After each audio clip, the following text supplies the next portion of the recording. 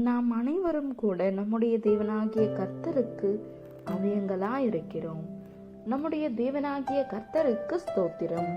1 கொரிந்தியர் 6ஆம் அதிகாரம். உங்களில் ஒருவனுக்கு வேறொருவனோடே வழக்குண்டானால் வழக்காடும்படி அவன் பரிசுத்தவான்களிடத்தில் போகாமல் அநீதிக்காரரிடத்தில் போக துணிகிறதென்ன? பரிசுத்தவான்கள் உலகத்தை நியாயம் தீர்ப்பார்கள் என்று அறியீர்களா? உலகம் உங்களால் நியாயம் தீர்க்கப்படுவதாயிருக்க அற்ப வழக்குகளை தீர்க்க நீங்கள் அபாத்திரரா? தேவ தூதர்களையும் நியாயம் தீர்ப்போம் என்று அறியீர்களா? அப்படி இருக்க இந்த ஜீவனுக்கேற்றவைகளை நீங்கள் தீர்த்து கொள்ளக்கூடாதிருக்கிறது எப்படி? இந்த ஜீவனுக்கேற்ற வழக்குகள் உங்களுக்கு இருந்தால் தீர்ப்பு செய்கிறதற்கு சபையில் அற்பமாய் எண்ணப்பட்டவர்களை நியமித்துக் கொள்ளுங்கள். உங்களுக்கு வெட்கம் உண்டாகும்படி இதை சொல்லுகிறேன். சகோதரனுக்கும் உண்டான வழக்கத்தை தீர்க்கத்தக்க விவேகி ஒருவனாகிலும் உங்களுக்குள் இல்லையா?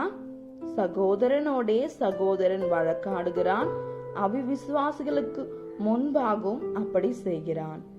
நீங்கள் ஒருவரோடொருவர் வழக்காடுகிறது எவ்விதத்திலும் குற்றமாய் இருக்கிறது. அப்படி செய்கிறதை விட நீங்கள் ஏன் அநியாயத்தை சகித்து கொள்ளுகிறதில்லை? ஏன் நஷ்டத்தை பொறுத்து கொள்ளுகிறதில்லை? நீங்களே அநியாயம் செய்கிறீர்கள், நஷ்டப்படுத்துகிறீர்கள், சகோதரருக்கும் அப்படி செய்கிறீர்களே. அநியாயக்காரர் தேவனுடைய ராஜ்யத்தை சுதந்திரிப்பதில்லை என்று அறியீர்களா? வஞ்சிக்கப்படாதிருங்கள்.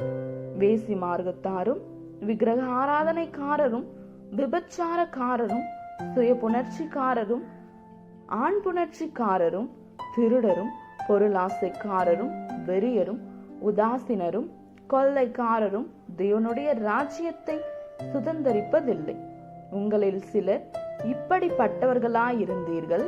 ஆயினும் கர்த்தராகிய இயேசுவின் நாமத்தினாலும் நமது தேவனுடைய ஆவியினாலும் கழுவப்பட்டீர்கள், பரிசுத்தமாக்கப்பட்டீர்கள், நீதிமான்களாக்கப்பட்டீர்கள்.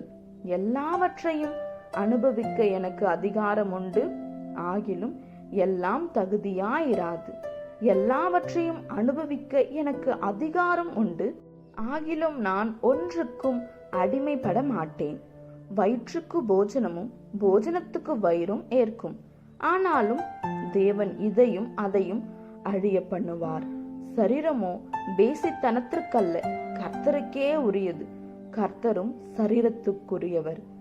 தேவன் கர்த்தரை எழுப்பினாரே, நம்மையும் தமது வல்லமையினாலே எழுப்புவார். உங்கள் சரீரங்கள் கிறிஸ்துவின் அவயங்கள் என்று அறியீர்களா? அப்படி இருக்க நான் கிறிஸ்துவின் அவயங்களை வேசியின் அவயங்களாக்கலாமா? அப்படி செய்யலாகாதே. வேசியோடு இசைந்திருக்கிறவன் அவளுடனே ஒரே சரீரமாயிருக்கிறான் என்று அறியீர்களா? இருவரும் ஒரே மாம்சமாயிருப்பார்கள் என்று சொல்லி இருக்கிறதே. அப்படியே கர்த்தரோடு இசைந்திருக்கிறவனும் அவருடனே ஒரே ஆவியாயிருக்கிறான். வேசித்தனத்திற்கு விலகி ஓடுங்கள். மனுஷன் செய்கிற எந்த பாவமும் சரீரத்திற்கு புறம்பாயிருக்கும். வேசித்தனம் செய்கிறவனோ தன் சுய சரீரத்திற்கு விரோதமாய் பாவம் செய்கிறான்.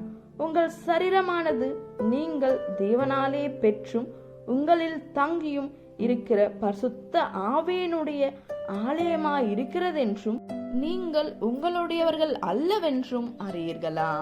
கிரயத்துக்கு கொல்லப்பட்டீர்களே. ஆகையால் தேவனுக்கு உடையவைகளாகிய உங்கள் சரீரத்தினாலும் உங்கள் ஆவியினாலும் தேவனை மகிமைப்படுத்துங்கள். ஆமென். இந்த வசனங்களை கேட்டுக்கொண்டிருந்த உங்கள் அனைவரையும் நம்முடைய தேவனாகிய கர்த்தர் ஆசீர்வதிப்பாராக.